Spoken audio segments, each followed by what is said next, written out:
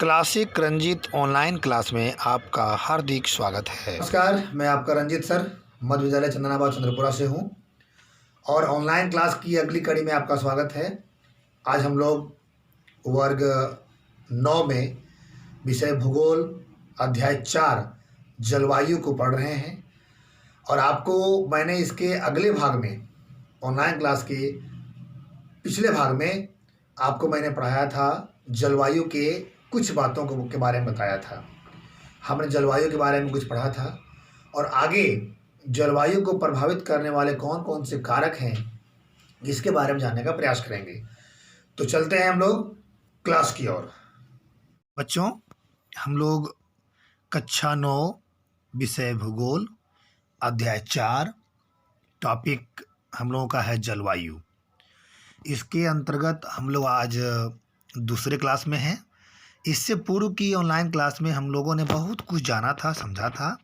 जलवायु के बारे में बहुत सारी बातों का जिक्र हमने किया था और अपने अपने कॉपी में आपने नोट भी किया था। बच्चों, जलवायु किसे कहते हैं, कितने अवधि तक यदि एक समान मौसम रहता है तो उसे क्या कहते हैं, मानसून शब्द क्या है, इन सभी के बारे में हम लोगों ने पढ़ाई किया था।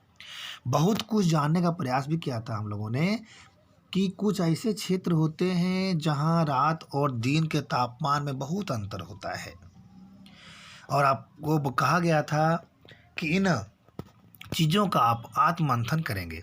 बच्चों, हमने ये भी पढ़ा था, ये भी जानने का प्रयास किया था कि जलवायु के बहुत सारे कारक हैं जो प्रभावित करते रहते हैं। उनके बारे में कुछ हमने पढ़ने का प्रयास किया था।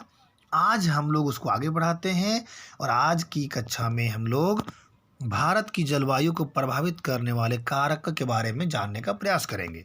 तो बच्चों, अपनी अपनी कॉपी को आप लोग खोल लेंगे और इस टॉपिक को लिखेंगे, भारत की जलवायु को प्रभावित करने वाले कारक कौन कौन से हैं।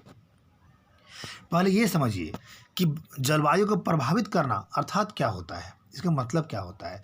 बच्चों, इसका मतलब ये होता है कि जलवायु कभी अलग अलग रूपों में हमारे बीच आती है।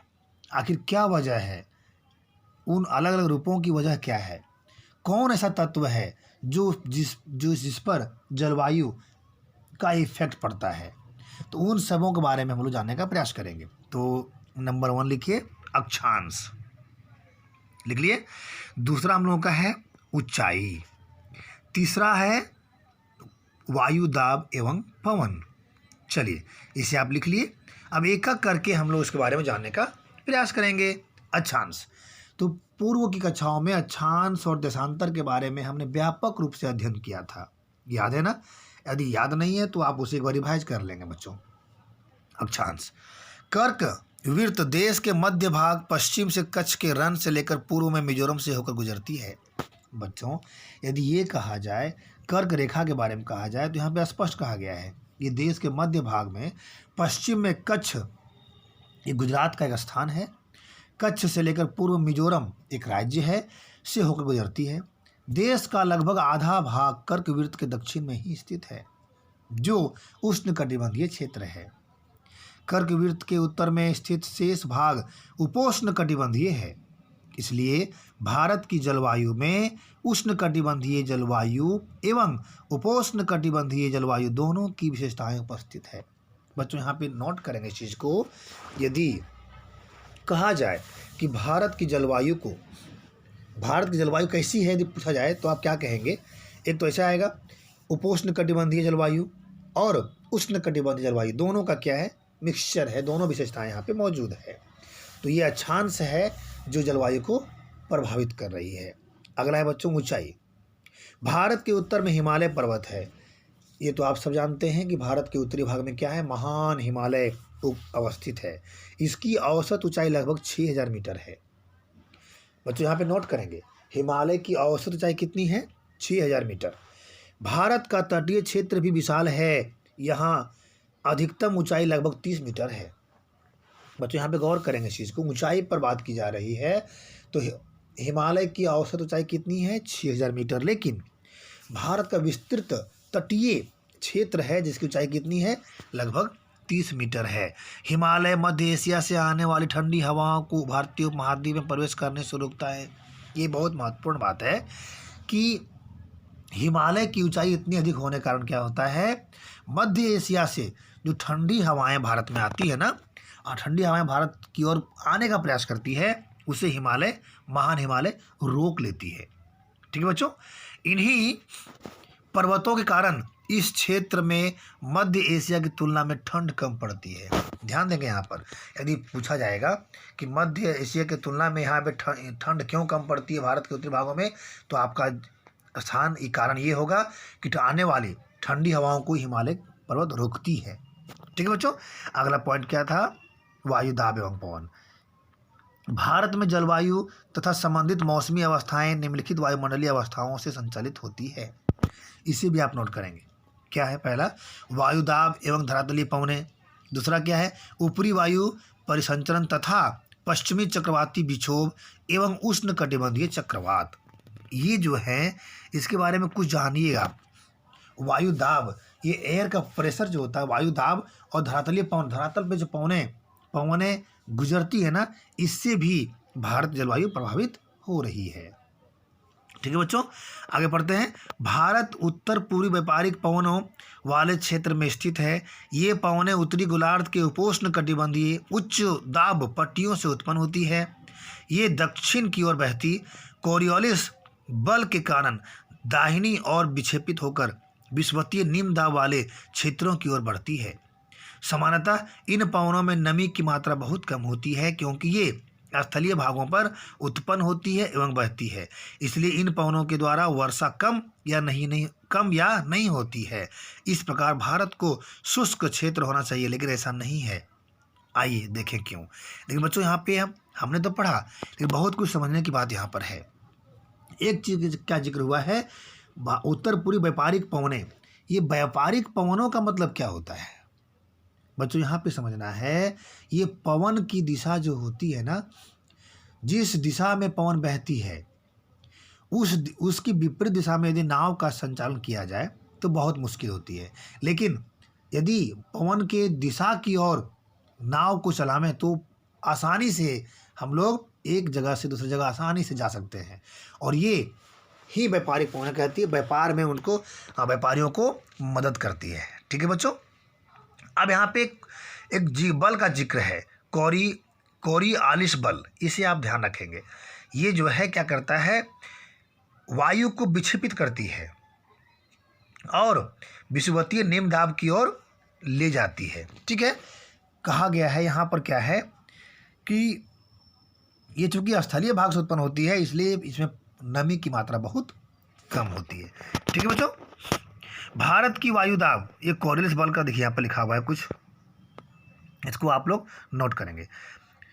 लिखिए कोरियोलिस बल के बारे में। पृथ्वी के घूर्णन के कारण उत्पन्न आभासी बल को कोरियोलिस बल कहते हैं।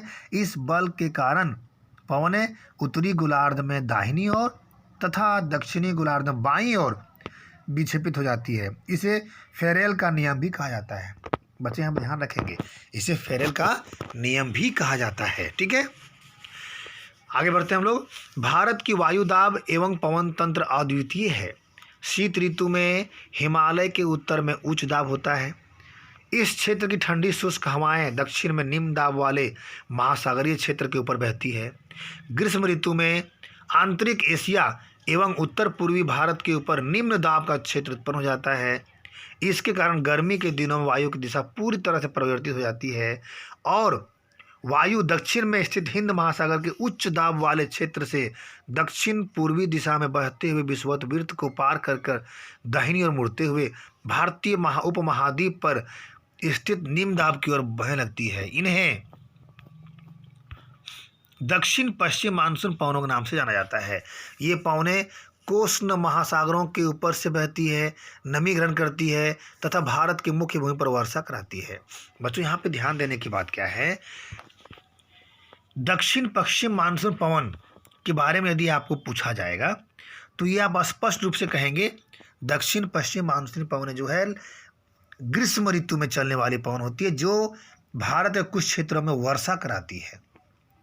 इसे हम लोग लौटती हुई मानसून भी कहते हैं बच्चों। इस प्रदेश में ऊपरी वायु परिसंचरण पश्चिमी प्रवाह के प्रभाव में रहता है। इस प्रवाह का एक मुख्य घटक जेट धाराएं हैं। चलिए, अब यहाँ पे जेट धाराएं का भी जिक्र आ रहा है, तो इसे भी आप नोट करेंगे। जेट धाराएं लगभग 27 डिग्री से 30 डिग्री उत्तर अक्षांशों के बीच स्थित होती है, इसलिए इन्हें उपोष्णकटिबंधीय पश्चिमी जेट धाराएं कहा जाता है। भारत में ये जेट धाराएं ग्रीष्म ऋतु को छोड़कर पूरे वर्ष हिमालय के दक्षिण में प्रवाहित होती है। इस पश्चिमी प्रवाह के द्वारा देश के उत्तर एवं उत्तर पश्चिमी भाग में पश्चिमी चक्रवाती विक्षोभ आते हैं। गर्मियों में सूर्य की आभासी गति के साथ ही उपोष्णकटिबंधीय पश्चिमी जेट धारा हिमालय के उत्तर में चली जाती है। एक पूर्वी जेट धारा, जिसे उपोष्णकटिबंधीय पूर्वी जेट धारा कहा जाता है, गर्मी के महीनों में प्रायद्वीपीय भारत के ऊपर लगभग 14 डिग्री उत्तरी अक्षांश में प्रवाहित होती है। बच्चों, तो जेट धाराओं के बारे में कुछ और जानकारी ले लीजिए और इसे नोट करिए आप। देखिए, ये एक सक्रिय पट्टी में स्थित क्षोभ मंडल में अत्यधिक ऊंचाई वाली पश्चिमी हवाएं होती है। इनकी गति गर्मी में 110 किलोमीटर प्रति घंटा एवं सर्दी में 184 किलोमीटर प्रति घंटा होती है। बहुत सी अलग अलग जेट धाराओं को पहचाना गया है।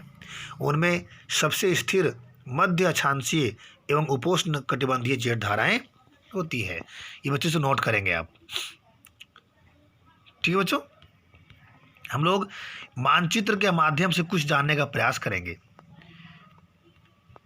इस मानचित्र को आप देखें, ये भारत के आसपास, भारत बीच में आप देख पा रहे होंगे। अब यहाँ पे गौर करिए, जो बताया गया था कर्क रेखा, देखिए भारत का गुजरात से ये मिजोरम का जो क्षेत्र है लगभग जो है बीच से होकर गुजर रही है। यहाँ पे आप सिंगल लाइन जो दिया गया है, वो सिंगल लाइन जो आप देख रहे हैं, सिंगल लाइन तीर का निशान जो दिया गया है, वो धरातलीय पवन है।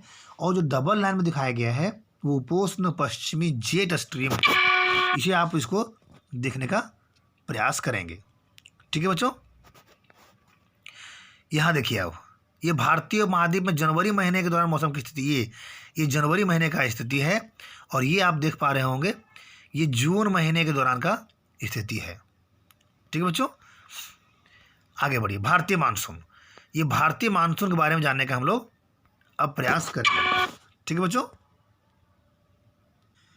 बच्चों, भारतीय मानसून को हम लोग अगली कक्षा में जानने का प्रयास करेंगे, लेकिन यहाँ पे कुछ बातें हैं जो मैं बताना चाहूँगा, आप उसे भली भांति तरह से ध्यान देकर सुनेंगे। एक बार भारतीय मानसून से जितने भी आपके किताब में दी गई है ये रीडिंग करेंगे उसको, और रीडिंग करने के बाद जो बातें आपको समझ में नहीं आती है उसे आप अंडरलाइन करके रखेंगे, और उम्मीद करेंगे कि हम जब इसका क्लास लेंगे तो वो आपको स्वतः क्लियर हो जाएगा। क्योंकि हम प्रत्येक भारतीय मानसून, जो कि एक महत्वपूर्ण अध्याय है, महत्वपूर्ण भाग है इस अध्याय का, इस जलवायु का, तो इसके बारे में हम लोग बहुत विस्तृत रूप से अगले ऑनलाइन क्लास में इसके बारे में पढ़ेंगे। लेकिन उससे पहले मैं आप लोगों से आग्रह करूंगा कि इन सारे चीज़ों को आप एक बार रीडिंग कर लेंगे और जानने समझने का प्रयास करेंगे। तब जब मैं अगली कक्षा में इसे पढ़ाऊंगा तो आपको अच्छी तरह से बातें समझ में आ जाएगी। ठीक है बच्चों, तो मिलते हैं हम लोग अगले क्लास में। धन्यवाद।